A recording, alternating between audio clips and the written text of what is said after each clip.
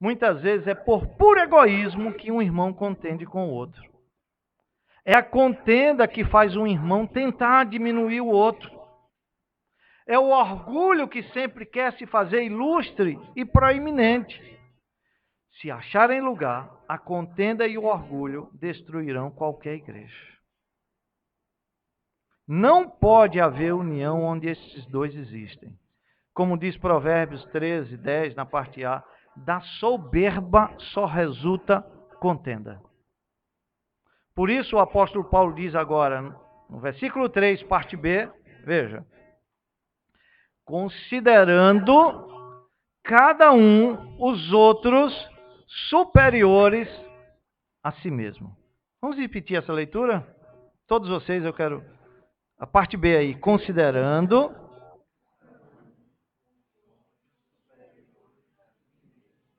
aqueles irmãos deviam pensar de si mesmo o que Paulo pensava dele próprio. Quando Paulo iniciou seu ministério, sabe o que ele disse de si próprio? Ele disse, eu sou o menor de todos os santos. Está lá em Efésios 3:8. No meio do seu ministério, ele diz, eu sou o menor dos apóstolos. Está lá em 1 Coríntios 15:19. E quando ele está para morrer, ele diz, eu sou o principal dos pecadores. Quanto mais Paulo conhecia Cristo, mais ele diminuía. Irmãos, eu sei que devido à natureza pecaminosa que ainda habita em cada um de nós, uma das coisas mais difíceis debaixo do sol é nos tornarmos nada em nós mesmos.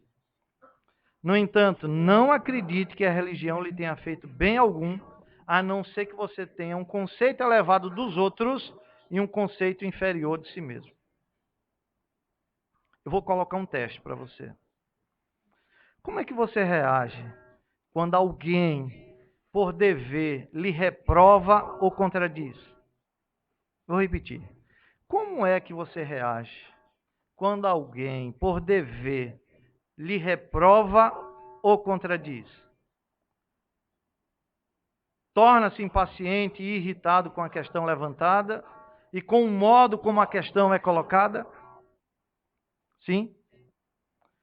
Irmão, não há nada de que o orgulho humano se ressinta mais do que a repreensão. E nós precisamos, para crescermos, exortarmos uns aos outros. O homem soberbo tem a si mesmo como a medida de todas as coisas. Ele não admite a possibilidade de errar. Ele não admite a possibilidade de depender dos outros. Ele não admite a possibilidade de pedir perdão, de pedir desculpa e dizer, eu errei. Eis a razão porque fica muito contrariado quando ele recebe uma crítica. O orgulhoso ama as pessoas que compartilham a sua opinião. Ele ama aquele que repete o que ele diz e que promove a sua reputação. Ainda que em outros aspectos, essa pessoa seja menos digna da sua apreciação.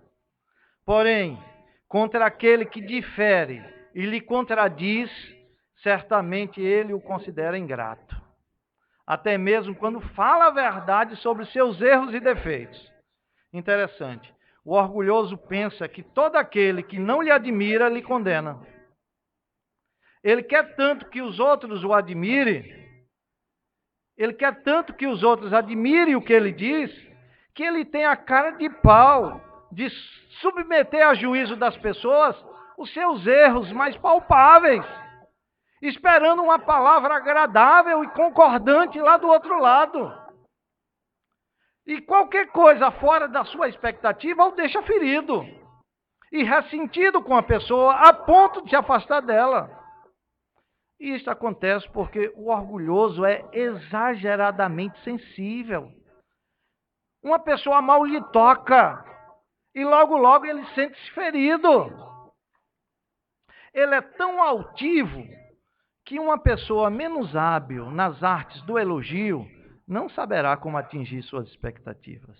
Tem que ser um mestre, um PhD em elogios para atingir as suas expectativas.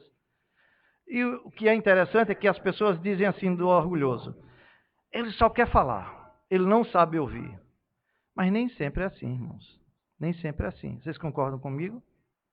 Ele é capaz de te ouvir, o orgulhoso é capaz de te ouvir, horas e horas. Basta que você fale sobre as suas virtudes durante todo esse tempo. É como o sujeito que estava conversando com o outro e após falar por 2 horas a respeito de si mesmo, o orgulhoso então vira aí para o seu interlocutor e diz: cansei de falar de mim. Fala você um pouco agora. O que é que você acha de mim?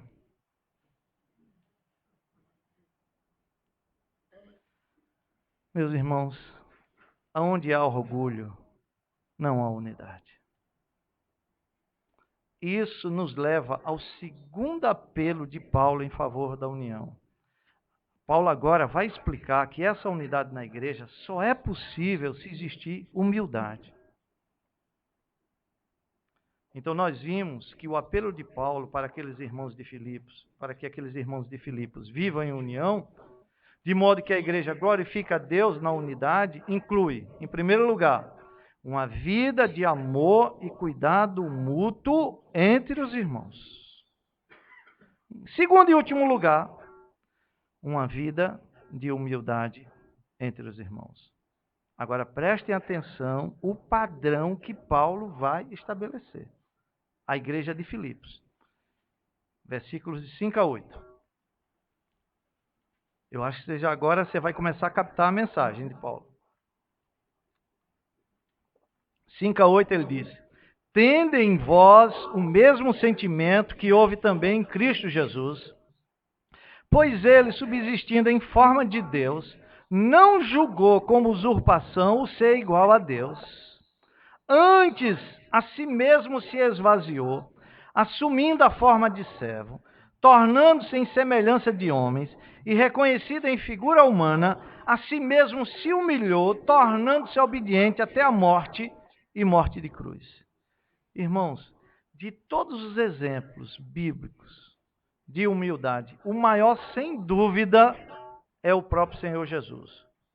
Sua vinda à terra foi um impressionante ato de humildade.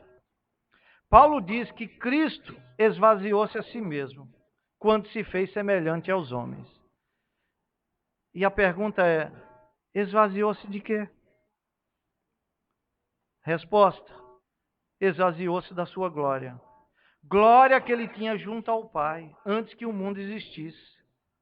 Deste lugar ímpar, deste estado inimaginável, Cristo voluntariamente se afastou, para distante desta glória e dela destituído, viver dias de vergonha e vexame. Quão profundamente Cristo sentiu isso? Você tem ideia quão profundamente Cristo sentiu isso? Foi por esta razão que, na noite anterior à sua crucificação, ele teve que clamar do mais íntimo do seu coração, dizendo, lá em João 17,5, ele clama e diz assim, olha: agora glorifica-me tu, ó Pai, junto de ti mesmo, com aquela glória que tinha contigo antes que o mundo existisse. Esse era o anseio dele, voltar àquele estado, àquela situação. Agora, vejam uma coisa. Afastado e desvestido de glória, Isaías 53:2 diz que ele foi achado sem parecer e formosura. Irmãos, como Cristo é diferente dos homens que buscam frequentemente glória. Diferente daqueles irmãos filipenses que estavam brigando entre si em busca de glória. Ele que a possuía em plenitude, espontaneamente dela se desprendeu.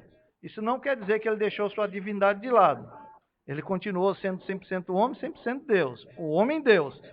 O que ele não fez foi guardar para si mesmo os privilégios que tinha ali diante do Pai, mas usou-os para beneficiar outros, ainda que tenha pago um preço muito caro por isso. Então, é tremendo, meus irmãos, ver o pleno esvaziado, renunciando o seu ambiente de glória, fazendo-se em semelhança de homens, aquele que nem os céus dos céus pode contê-lo. O eu sou, se permitir estar e viver restringido em sua soberana liberdade. O verbo se fazer carne e habitar entre os homens. O habitante do céu tornar-se morador da terra. Aqui começa o cumprimento de Gênesis 3,15. O que é que diz Gênesis 3,15? Qual é a promessa de Gênesis 3,15? Que viria um que esmagaria a cabeça da serpente.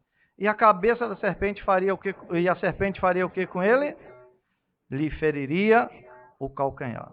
Aqui começa o cumprimento. Quando ele se faz homem, seu calcanhar começou a ser ferido quando ele pisou essa terra maldita.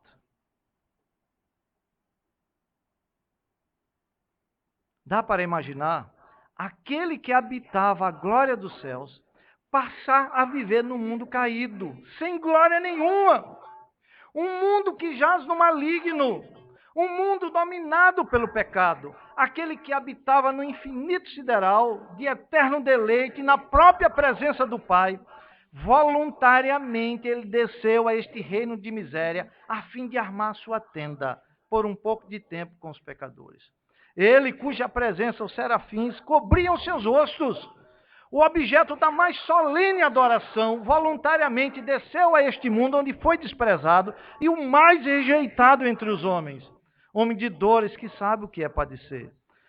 Não é coisa pouco desonrosa o Criador fazer-se semelhante à criatura. A gente nem para pensar nisso. Você sabe o que isso significa? Aquele que criou o tempo sujeitar-se aos rigores desta limitação. Seus dias na terra como homem foram 33 anos, um pouco mais. E toda limitação, meus irmãos, se bem entendida, traduz vergonha, pois aponta para os termos da própria incapacidade daquilo que é limitado. Cristo, o eterno, o autoexistente, sujeitou-se como homem aos limites do temporal, pois sentiu na pele que o tempo é capaz de enfraquecer e envelhecer aquele que está sob sua batuta. Em face disto, o pão da vida teve fome, a fonte da água da vida padeceu sede, o que não dorme teve sono, o eterno envelheceu. Isto é realmente uma grande perda. E como esta mudança de endereço fosse pouca coisa, acrescente-se o que diz Lucas 9,58. E disse-lhe Jesus, as raposas têm couvis e as aves do céu ninhos, mas o Filho do Homem não tem onde reclinar a cabeça. Morando na terra, ele não tem onde repousar a sua cabeça. Aqui também há um despojamento de direito, pois sendo dono de tudo, como um cidadão terreno, ele não é proprietário de nada. Não se escandalize com o que eu vou dizer. Mas ele viveu de esmolas. Sua família nada possuía. É tão pequeno o poder aquisitivo de seus pais, que no momento deles apresentar seu sacrifício, foram oferecidos 2 pombos. Assim, quando Cristo afirma que não tem lugar para descansar, não há nenhuma figura de linguagem, meus irmãos, mas uma comunicação da realidade do que é o seu viver como homem. A humildade de Cristo consiste no fato de que, sendo rico por amor de vós, se fez pobre, para que pela sua pobreza vos tornasseis ricos. Assim diz 2 Coríntios 8:9. Tão pobre ele era que estava sempre pedindo emprestado. Pediu emprestado um lugar onde pudesse nascer. E que lugar? Pediu emprestado uma casa onde pudesse pernoitar. Um barco onde pudesse pregar. Um animal em que pudesse montar. Uma sala em que pudesse instituir a ceia do Senhor. Finalmente, um túmulo onde pudesse ser sepultado. Além do mais, Cristo tomou sobre si uma dívida muito pesada, a qual assumiu voluntariamente. Aliás, a mais pesada dívida já paga por alguém. conforme diz Isaías 53:6. Alguém assim, tão profundamente endividado, só poderia ser pobre. Meus irmãos, a coisa é para ficar extasiado. Cristo, o Criador de tudo e de todos. Cristo, o soberano sobre tudo e sobre todos, toca esta terra na condição de servo. Marcos 10:45 diz, porque o Filho do Homem também não veio para ser servido, mas para servir e dar a sua vida em resgate de muitos. Em Lucas 22:27, o próprio Cristo diz aos seus discípulos, eu no meio de vós sou como quem serve. Cristo se fez servo dos homens voluntariamente. A única pessoa no mundo que tinha o direito de fazer valer os seus direitos, os renunciou. Quer humilhação mais degradante do que essa? O Criador tornar-se servo da pobre criatura e na condição de serviçal, o que é que ele faz? Pôs água numa bacia e começou a lavar os pés aos discípulos e a enxugar-lhe com a toalha com a qual estava cingido. Assim diz João 13. Meus irmãos, eu quero a sua atenção.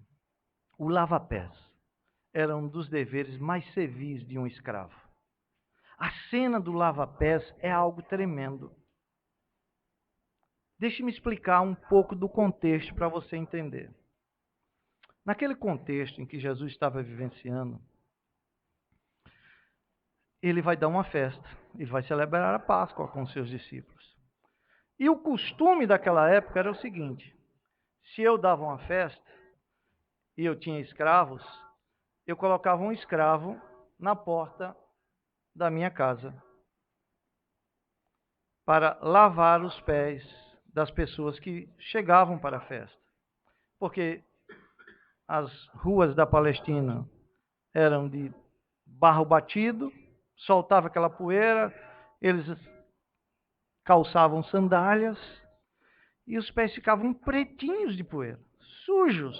E era uma cortesia dar um beijo no visitante, pôr óleo sobre o visitante e lavar os pés. Lavar os pés era especial. Naquela época, receber um hóspede não era algo informal. Havia toda uma formalidade. Muito bem, mas aí acontecia um problema. Se alguém dessa festa e fosse pobre, não tivesse condições de contratar um escravo, o primeiro visitante que chegasse tinha a obrigação de assumir essa função de lavar os pés, a função do escravo. Cristo decide fazer a festa. Chama os seus discípulos, manda que prepare o cenáculo. Eu creio aí que propositadamente ele chegou por último. Porque ainda tinha isso. Se o visitante, número 1, não assumisse seu papel, o número 2 teria que assumir. E assim ia. Até que alguém assumisse ali. Quando Cristo chega ali na festa, né, o que é que encontra? Todos os discípulos sentados com os pés sujos. Agora, outra observação, de acordo com o contexto histórico, para você entender os detalhes. Naqueles tempos, as pessoas não se sentavam à mesa. Elas se reclinavam. Era uma longa mesa baixa. Então, aquela figura que nós temos aí, aquele quadro de Leonardo da Vinci da Santa Ceia, aquilo ali é fajuta. Ali é uma ideia oriental, é ocidental que ele tem. Né? Mas no Oriente não existe isso. Né? No Oriente é uma longa mesa baixa, né, com os pratos ali em cima, no centro da sala, e divãs ou almofadas bem baixinhos, rodeando aquela mesa. E a pessoa se reclinava com o cotovelo esquerdo, deixando livre o braço direito para ir buscar as coisas. Por isso você vê aquela cena, João reclinando-se ao peito de Jesus, e as pessoas pensam que Jesus abraçou João e João deitou aqui no peito. Não, naquela cena, João fez assim e perguntou, Senhor, quem és? Ele se reclinou só um pouco e perguntou, quem és? Agora, o detalhe é o seguinte, é que os pés ficavam afastados da mesa, recolhidos para trás. Você sentava com os pés recolhidos para trás. Os pés eram colocados para trás por causa da natureza ofensiva e impura dos pés na sociedade oriental, desde aquele tempo até hoje. Então vejam uma cena que retrata bem essa realidade para você entender. Abra aí Lucas 7, 37, 38.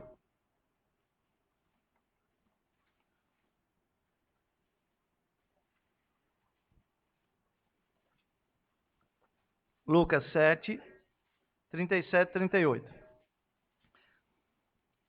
Aqui é uma festa, lá na casa de Simão, fariseu, e Jesus é convidado para ser provado nessa festa. Mas eu só quero mostrar o detalhe para a gente não perder o fio da meada. Versículo 37. Eis que uma mulher da cidade, pecadora, sabendo que ele estava à mesa na casa do fariseu, o que é que ela faz? Vamos, todos. Ela quer ungir os pés de Jesus, deliberadamente. E estando por detrás aos seus pés, chorando, estando por... Agora você entende. Ela está por detrás de Jesus. Por quê? Porque os pés de Jesus estão como? Para trás. Então, chorando, regava-os com suas lágrimas e os enxugava com seus próprios cabelos e beijava-lhe os pés e ungia com unguento. Ela fez tudo aquilo que o Simeão não fez.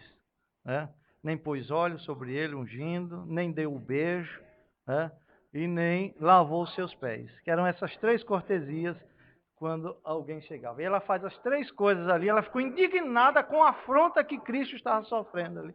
E ela sentiu a dor. Isso é a oração imprecatória, né? Sentir a dor de Deus e orar de forma imprecatória. Ela sentiu a dor e com risco de vida, ela faz tudo isso. Eu gosto demais dessa história porque ela queria ungir os pés de Jesus, mas ela não queria lavá-los. E ela lava-os com lágrimas. E ela não foi preparada para isso. Ela não tem como enxugá-los.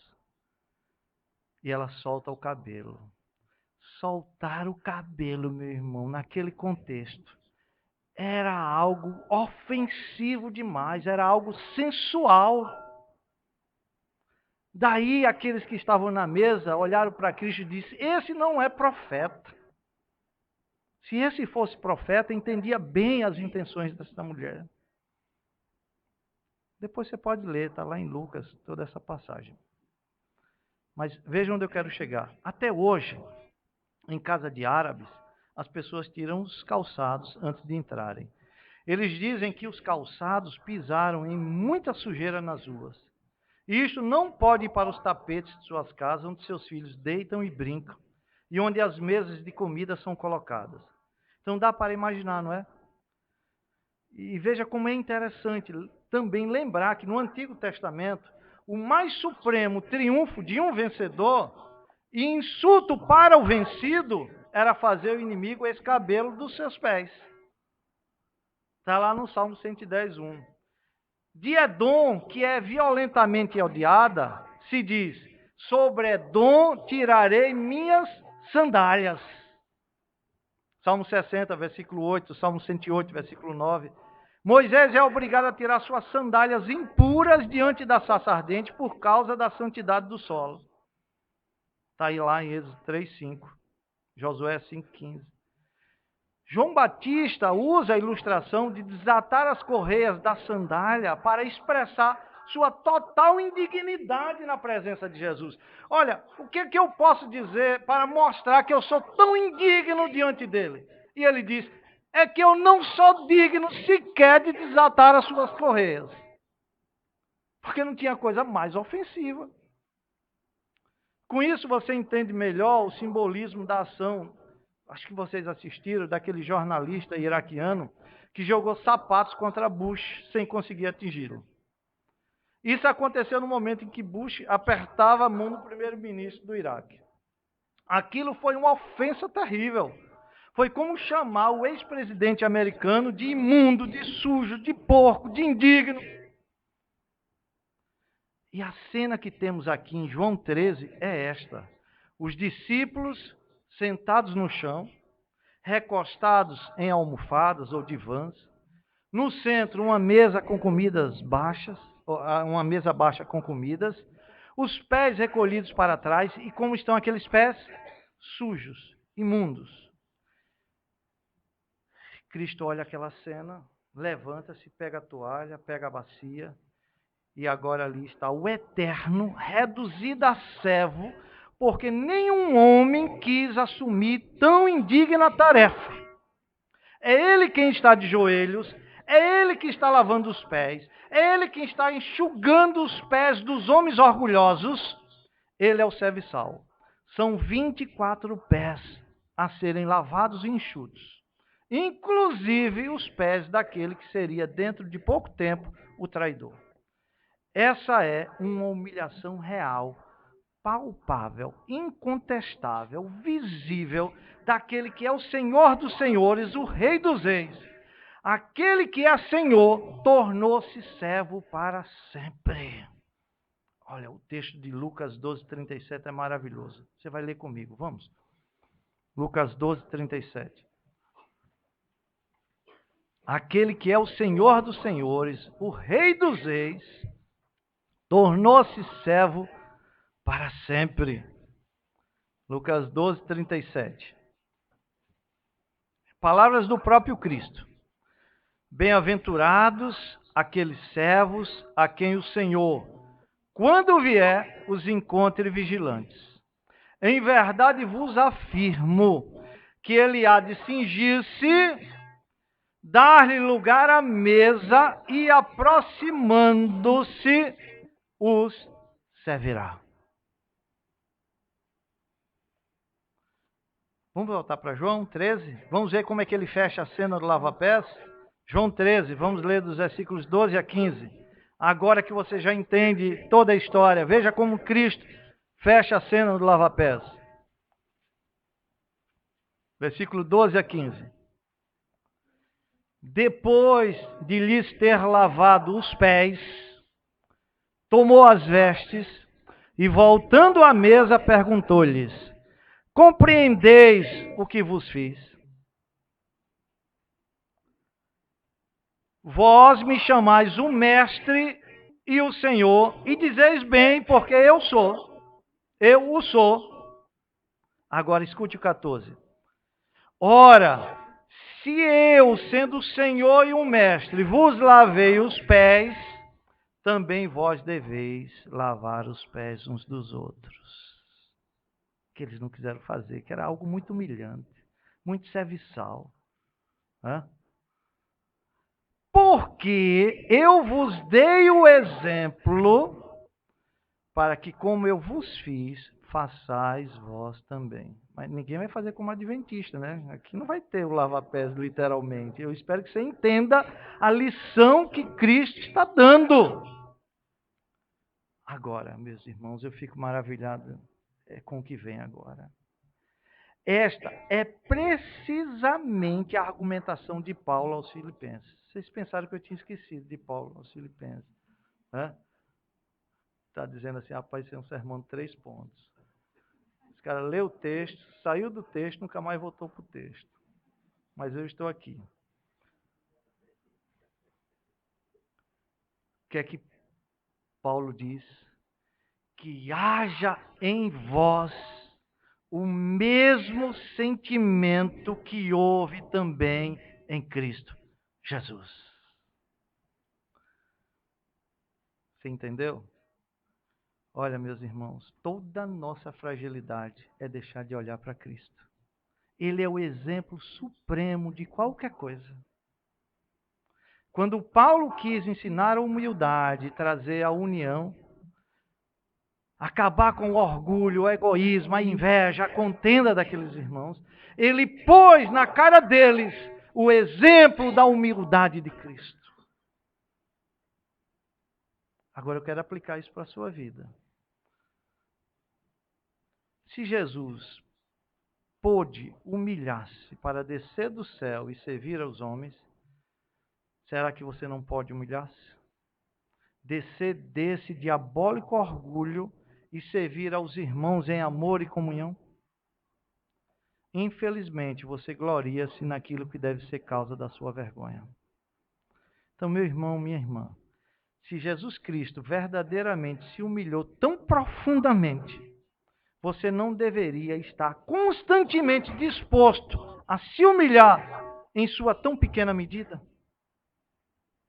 Será que diante do exposto, de ver como Cristo se humilhou, esvaziando-se da sua glória, fazendo-se homem, e na condição de homem, servo, será que diante do exposto, você não estaria disposto a ter profunda vergonha pelo orgulho que porventura tem manifestado? Aí agora eu faço uma pergunta. Por que você vive orgulhoso? Por que você vive orgulhoso? Porque tem beleza? Não seja orgulhoso. Isso é somente pó. Ar e poeira misturados.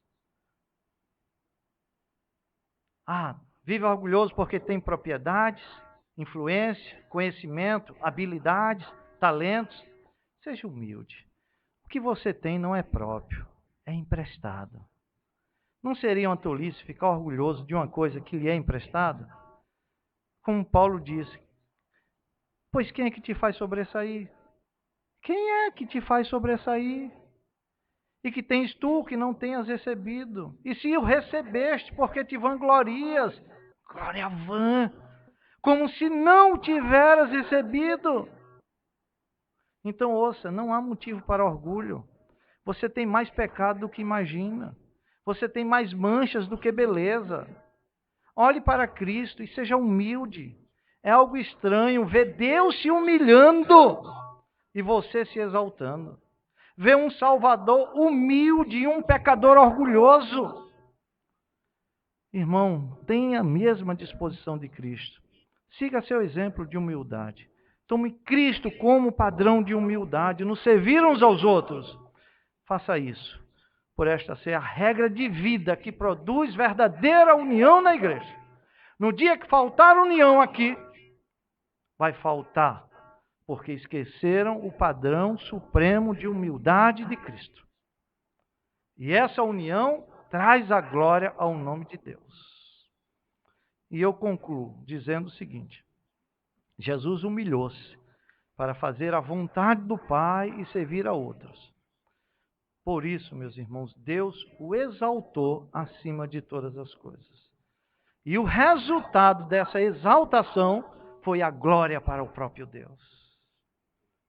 Porque ele não teve como usurpação ser igual a Deus. Abram aí os versículos 9 a 11. Vamos ler de Filipenses para a gente concluir.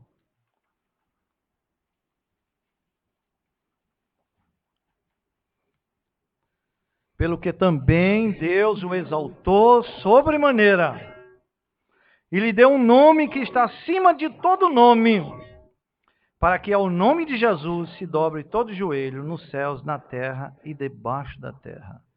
E toda língua confesse que Jesus Cristo é Senhor, para o quê? Para a glória de Deus Pai.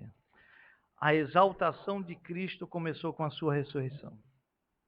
Quando os homens sepultaram o corpo de Jesus, foi a última coisa que as mãos humanas lhe fizeram.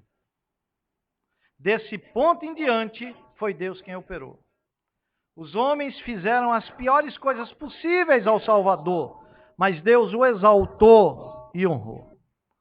Os homens ridicularizaram e maldisseram seu nome, mas o Pai lhe deu um nome glorioso. Assim como em sua humilhação ele foi chamado de Jesus, em sua exaltação ele foi chamado de Senhor. E está sentado à direita de Deus Pai, governando todas as coisas. Tudo debaixo dos seus pés. Sua exaltação inclui autoridade soberana sobre todas as criaturas, no céu, na terra e debaixo da terra. Todas se prostrarão diante dele em cumprimento à profecia de Isaías 45, 23. É bem provável, irmãos, que a expressão debaixo da terra refira-se aos pecadores perdidos, pois a família de Deus está no céu ou na terra, conforme Efésios 3, 14 e 15. Um dia, preste atenção nisso, um dia, todos se prostrarão diante dele e confessarão que ele é Senhor. Portanto, prostrar-se diante do Senhor hoje significa salvação. Prostrar-se diante dele no dia do julgamento significa condenação. O propósito da humilhação é a exaltação de Cristo e a glória de Deus. Quando Jesus enfrentou a cruz, ele pensou acima de tudo na glória de Deus. Ele não pensou em si mesmo. Ele não pensou em outra coisa superior, ainda que ele tenha morrido para nos salvar. Mas a sua grande preocupação era glorificar o nome de Deus. É tanto que ele ora assim lá em João 17:1. Pai, é chegada a hora. Glorifica a teu filho, para que o filho te glorifique a ti. Jesus humilhou-se pelos outros. Deus o exaltou acima de todas as coisas. E o resultado dessa exaltação foi a glória de Deus. Irmãos, essa é a palavra do Senhor para nós nessa noite. No entanto, há uma pergunta que não quer calar. Pastor, esse padrão é muito alto. Quem é idôneo para tal? E o que faremos para colocar isto em prática? Olha, digo uma coisa, irmão. Se tivéssemos no céu, não haveria dificuldades. Lá experimentamos a mais perfeita comunhão pessoal, na mais excelente comunidade possível. Lá não haverá orgulho, lá não haverá egoísmo, lá não haverá inveja, lá não haverá competição, lá não haverá rivalidades políticas, lá não haverá desacordo, todos terão a mesma mente e o mesmo amor. Mas ouçam uma coisa, o desejo de Deus é que na igreja, mesmo com todas as imperfeições que temos, desfrutemos do antigozo celestial. O desejo de Deus é que através daquilo que já recebemos de Cristo, os entranháveis afetos de misericórdia, a consolação, o conforto, a comunhão com o Espírito, todas as bênçãos espirituais, porque estamos assentados com Cristo nos lugares celestiais. Tudo o que nós já recebemos.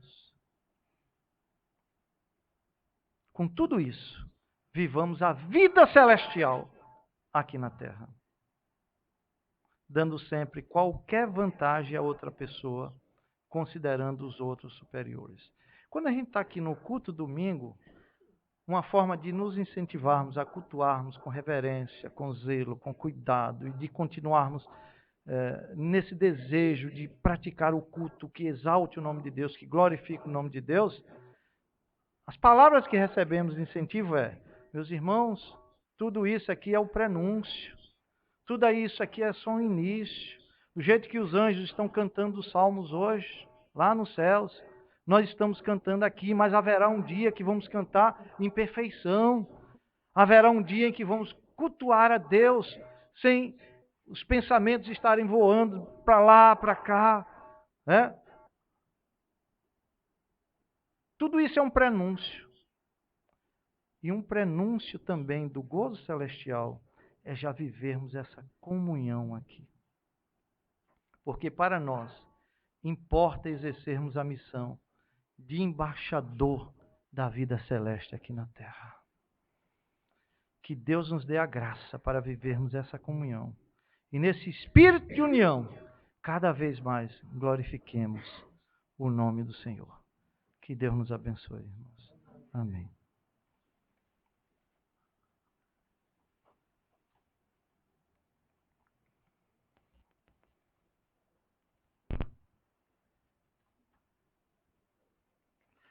Vamos cantar, colocar de pé, irmãos. Vamos cantar mais um. O Senhor. O Salmo 51, liga aí, por favor, a segunda parte do Salmo 51.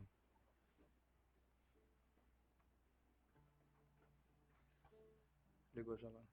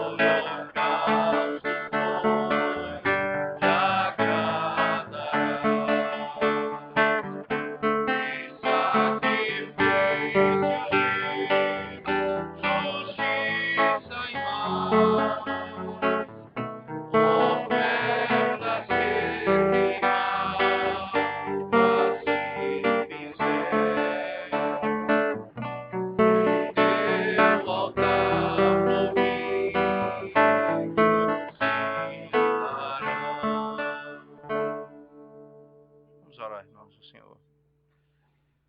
Te damos graças, Senhor Deus, por tua misericórdia e tua bondade para conosco. Damos graças, Senhor, por mais um dia, pela oportunidade de celebrarmos com gratidão ao Senhor todos os teus benefícios para conosco. Obrigado, Senhor, por tua palavra que nos exortou de maneira tão poderosa nessa noite, a vivermos para a tua glória, Senhor Deus. Ensina-nos, ó Deus, a ter em nosso coração o mesmo sentimento que o nosso Senhor Jesus Cristo teve. E pelo teu Espírito, ó Deus, que habita em nós, ensina-nos a vivermos em comunhão, tendo no nosso coração humildade e o desejo, ó Deus, de glorificar o teu nome. Que o mundo veja, não apenas por aquilo que ensinamos ou por aquilo que pregamos, mas pela comunhão verdadeira no teu nome. Que o mundo veja a tua glória e exalte o teu nome, Senhor Deus. Abençoa essa igreja local e a misericórdia da nossa vida, Senhor, do teu povo aqui. Tira do nosso coração, Senhor Deus, toda e qualquer soberba, arrogância, vaidade. Estão lá, Deus, alojadas na nossa alma e se manifestam de tantas maneiras, até mesmo na nossa aparente humildade. O coração soberbo se revela. Ajuda-nos, Senhor Deus, a esmagarmos toda e qualquer arrogância no nosso coração e a termos o olhar para com o outro, o olhar de misericórdia, o olhar de compaixão, considerando os outros, ó Deus, que são iguais a nós. Como Cristo é Deus, é igual ao Pai, e não é Deus por usurpação, Ele é Deus por natureza. Nós somos também iguais ao nosso, somos exatamente como os nossos irmãos. Mas Cristo decidiu ser menor para a glória do Pai. Queremos também assim, Senhor Deus, como aprendemos nessa noite, sabendo que somos iguais, mas ter o mesmo espírito, o mesmo sentimento de Cristo. Com humildade, sabermos que somos menores e considerarmos os outros superiores a nós mesmos, Senhor. Ó bendito Deus, clamamos a tua misericórdia. Sabemos que não podemos fazer isso se não for por ti mesmo. E por isso clamamos o teu socorro. Como que aprendemos também ontem à noite, não apenas as coisas vêm do Senhor, mas elas vêm por meio do Senhor. Nós não temos força, Senhor, em nós mesmos. Derrama o teu Espírito sobre nós e ensina-nos, Senhor, pelo amor do teu nome, a viver de acordo com o que aprendemos nessa noite, para a glória do teu nome. Em nome de Jesus nós oramos. Amém, Senhor Deus. Amém.